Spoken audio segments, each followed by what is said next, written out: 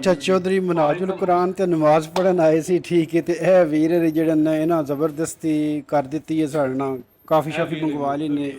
ਨਹੀਂ ਇਹ ਬਹੁਤ ਵੱਡੇ ਫੈਨ ਨੇ ਤੁਹਾਡੇ, ਇਹ ਬਾਜਵਾ ਸਾਹਿਬ ਨਾ, ਇਹ ਬਾਜਵਾ ਸਾਹਿਬ ਨੇ ਤੁਹਾਡੇ ਬਹੁਤ ਵੱਡੇ ਇਹ ਫੈਨ ਫੜੋ ਨਾ, ਹੁਣ ਤੁਹਾਡੇ ਕੋਲ ਇੰਟਰਵਿਊ ਲਈ ਹੈ। ਨੇ। ਨਹੀਂ ਇੰਟਰਵਿਊ ਨਾ ਕਰੋ ਬਾਜੀ, ਅਸੀਂ ਭਾਈ ਦੇ ਬਹੁਤ ਵੱਡੇ ਫੈਨ। ਨਹੀਂ ਹੁਣ ਪਤਾ ਤੇ ਕੀਤਾ ਜਾਵੇ ਨਾ। ਹੁਣ ਕੀ ਨਾਂ ਕੀ ਤੁਹਾਡਾ ਵੀਰ ਜੀ? ਮੇਰਾ ਨਾਮ ਅਫਜ਼ਾਲ ਹੈ।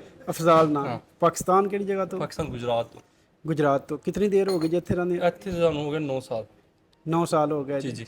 ਸਹੀ ਹੈ। ਤੇ ਲਾਈਫ ਠੀਕ ਜਾ ਰਹੀ ਹੈ ਇੱਥੇ? ਮੁਤਮਿਨ ਹੋ? ਸ਼ੁਕਰ ਅੱਲਾ ਦਾ, ਬਹੁਤ ਕਰਮ ਹੈ, ਫਜ਼ਲ ਅੱਲਾ ਦੀ ਰਹਿਮਤ, ਸ਼ੁਕਰ ਅੱਲਾ ਦਾ। ਬਸ ਇਨਸਾਨ ਤੇ ਖੁਸ਼ ਨਹੀਂ ਹੁੰਦਾ, ਪਰ ਸ਼ੁਕਰ ਅੱਲਾ ਦਾ।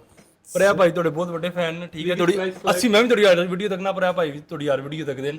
ਤੁਸੀਂ ਪਿੱਛੇ ਨਮਾਜ਼ ਪੜ੍ਹ ਰਹੇ ਨੇ ਤੇ ਤੁਸੀਂ ਮੈਨੂੰ ਇੱਦਾਂ ਧੱਕਾ ਨਾ ਚੈੱਕ ਕੋਈ ਨਹੀਂ ਗੱਲ ਜੀ, ਅਸੀਂ ਪਹਿਲੀ ਨਮਾਜ਼ ਪੜ੍ਹੀ ਜੀ, ਜਾਂ ਦੂਸਰੀ ਨਮਾਜ਼ ਪੜ੍ਹਨੀ, ਤੁਸੀਂ ਤਾਂ ਚਾਹ ਸ਼ਾ ਪੀਓ, ਤਾਂ ਦੂਜੀ ਨਮਾਜ਼ ਪੜ੍ਹ ਕੇ ਜੀ ਵੀ ਆ ਜਾਂਦੇ ਨੇ। ਅੱਲਾ ਪਾ ਖੈਰ ਕਰੇ, ਕੁਝ ਨਹੀਂ ਹੁੰਦਾ।